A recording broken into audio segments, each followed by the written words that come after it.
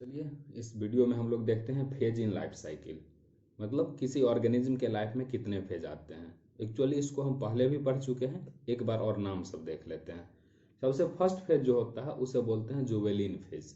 Okay, इसको plant के case में हम वेजिटेटिव फेज भी बोलते हैं। प्लांट के केस में इसको वेजिटेटिव फेज बोलते हैं। ठीक, दूसरा आता है रिप्रोडक्टिव फेज और तीसरा आता है सेनेसेंट फेज। जुवेलेन फेज उस फेज को बोलते हैं जिस फेज में ऑर्गेनिज्म का ग्रोथ होता है। मतलब कोई चाइल्ड का बर्थ हुआ है उस दिन से लेकर के जब तक उसमें प्यूबर्टी नहीं आ जाती है, मतलब एट द 1 ईयर टू 10 और 12 ईयर। ठीक, उसके बाद आता है उसमें रिप्रोडक्टिव पीरियड। उसके बाद उसमें क्या आ जाता है, रिप्रोडक्टिव पीरियड। रिप्रोडक्टिव पीरियड में उसने प्यूबर्टी अटेन कर लिया, अब उसमें गैमिट का फॉर्मेशन होना स्टार्ट हो जाएगा। ठीक, रिप्रोडक्टिव ऑर्गन का डेवलपमेंट हो जाएगा, मतलब ऑर्गेनिज्म मेच्योर हो जाएगा और उसने प्यूबर्टी अटेन कर लिया है रिप्रोडक्टिव फेज में।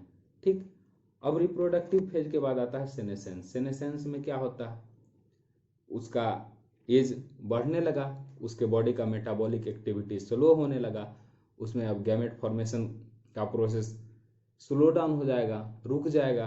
ठीक, तो इस सब को हम एक एक करके पढ़ेंगे। जुवेलिन फेज पढ़ चुके हैं और रिप्रोडक्टिव फेज हमको प्लांट और एनिमल में अलग अलग पढ़ना है। ठीक, sexually there are two type of flowering plant. जो फ्लावरिंग प्लांट है वो जनरली कितने टाइप के होते हैं, दो टाइप के होते हैं। ठीक, एक होता है मोनोकार्पिक प्लांट और एक होता है पॉलीकार्पिक प्लांट। मोनोकार्पिक प्लांट कैसा होता है, इसमें उसके पूरे लाइफ में फ्लावर एक बार आएगा, फ्लावर वन टाइम पूरे लाइफ में। और जो पॉलीकार्पिक प्लांट है उसमें पूरे लाइफ में मेनी टाइम फ्लावर आएगा। ठीक, तो फ्लावर इसमें वन टाइम और इसमें मेनी टाइम। ठीक, अगर फ्लावर आएगा वही फ्लावर क्या बनता है, फ्रूट बनता है। मतलब इसमें एक ही बार फ्रूट बनेगा लेकिन इसमें बहुत बार फ्रूट बन सकता है। ठीक, ये प्लांट जो होता है ये एनुअल या बायएनियल होता है। ठीक, एनुअल या बायएनियल कहने का मतलब है एक सीजन वाला, वार्षिक या द्विवार्षिक। ठीक, बट ये प्लांट जो होता है ये आपका पेरिनियल होता है। पेरिनियल कहने का मतलब है कि इसमें many time flower and fruiting होते रहेगा। अब एग्जाम्पल से समझते हैं ना। ठीक, जैसे व्हीट का पेड़ है। ठीक, व्हीट का प्लांट, पेड़ नहीं, व्हीट का प्लांट है, राइस का प्लांट है, ये सब क्या है, सीजनल प्लांट है। ठीक, आपने एक राइस का प्लांट देखा और इसमें टाइम टू टाइम पैडी आना स्टार्ट हो गया। ठीक, अब फार्मर इसको क्या करेगा, कट कर देगा, तो 3 to 4 मंथ में इसमें फ्लावरिंग, फ्रूटिंग, सीड सब बन गया और इसका लाइफ खत्म। बट अगर मैंगो की बात करें तो मैंगो में हम क्या देखते हैं, हर साल फ्लावरिंग और हर साल फ्रूटिंग होता है। तो मैंगो क्या होगा, मैंगो होगा पॉलीकार्पिक। और राइस, व्हीट, ये सब क्या, ये सब होगा मोनोकार्पिक।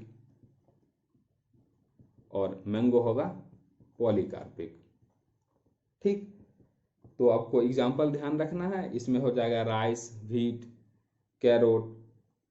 ठीक, सबसे इंपॉर्टेंट एग्जाम्पल जो है मोनोकार्पिक का वो होता है बैम्बू। ठीक, आपको इस पे डाउट आएगा, आप पूछेगा, मैं बताऊंगा। ठीक, और पॉलीकार्पिक में आपको एप्पल, मैंगो, ग्रेप याद रखना है।